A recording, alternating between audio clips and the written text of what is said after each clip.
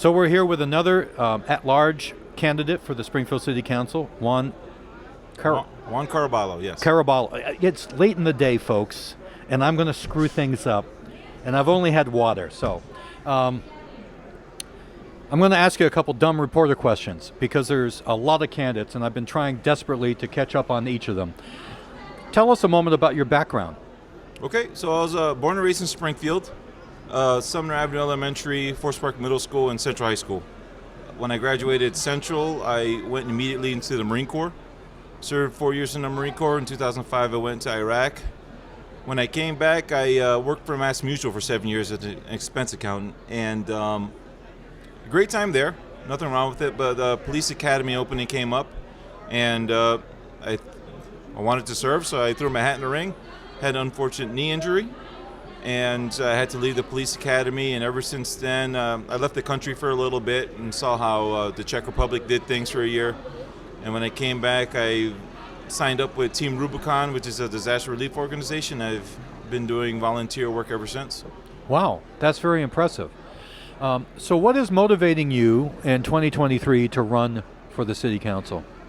So I still have family here. My mother is my rock. She's been everything since I was a little kid on up. And she talks about the days where she used to walk to stores and, do the lap around the neighborhood and stuff, and how things change, and the violence in the neighborhood, how that's shaping things. And she just tells me these stories, and in a sense, I want to give that back to her and the city of Springfield. I want to give safety back. I want to give affordability back.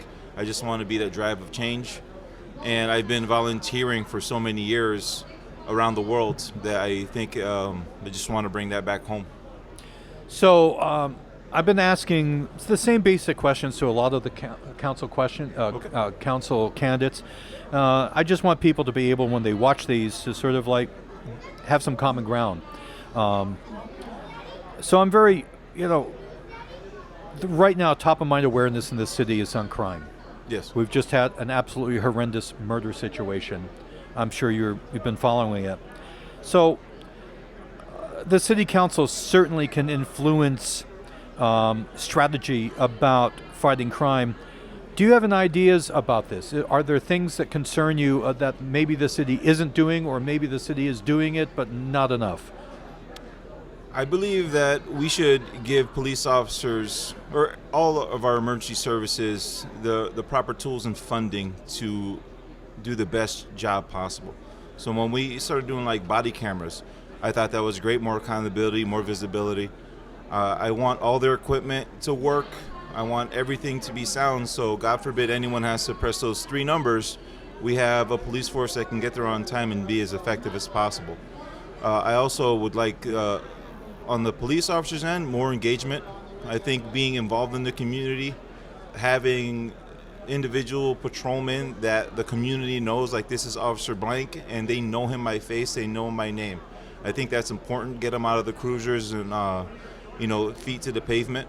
I think that's a beautiful thing. Get them involved in basketball, sports with the youth. Get the youth off the streets or involved with the police officers.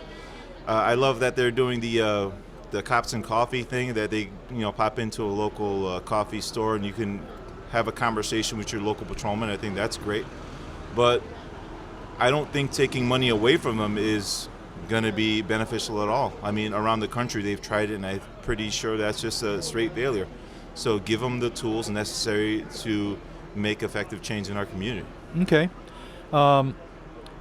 There's been a lot of money and a lot of attention paid to downtown, and a number of the neighborhoods in Springfield, in terms of economic development, believe that they have been sort of shunted aside. If you're on the council, would you advocate for maybe a more equitable economic development strategy for the entire city? Yes, very important. So when you go downtown, and let me start with downtown does look beautiful. All the murals, everything's looking great. But also you go to, let's say, Park Cleaners on the corner of Orange and Allen Street. They had a mural done. Looks amazing. You go down State Street and see all the murals done down State Street. Equity is important. There's spots in Indian Orchard. Indian Orchard already feels like they're not as well represented as a neighborhood as East Forest Park, let's say. So equity is an important factor in the pride of the city and having everyone feeling like they're involved. So you need to distribute the money so everyone feels like they're at the table and having, you know, equitable conversations with everyone. So very important to distribute the money to reflect that. So speaking of distribution of money, we've gotten a lot of ARPA funds in the city, and they have been distributed to a number of businesses and some nonprofits. I don't know if you've been following this, but I'm curious to see if you think that has been if the distribution has been fair and if it's been productive or could lead to something productive. So a lot of money's been flowing from ARPA to business owners. Have I seen something that shows me the dollars have been used effectively? I haven't seen it yet. I've seen, what I want is the ARPA money to obviously make change for the business and benefit Springfield so that we can provide better services, create more tax dollars, more visitation and all that. But we definitely need to watch every dollar, how every dollar is spent, and just make sure that we're getting every ounce of what we need into that business so we can make that effective change. I know time will tell, but I'm still waiting to see that change happen. So there's been plenty of distribution, but I'm still waiting to see the change. Okay.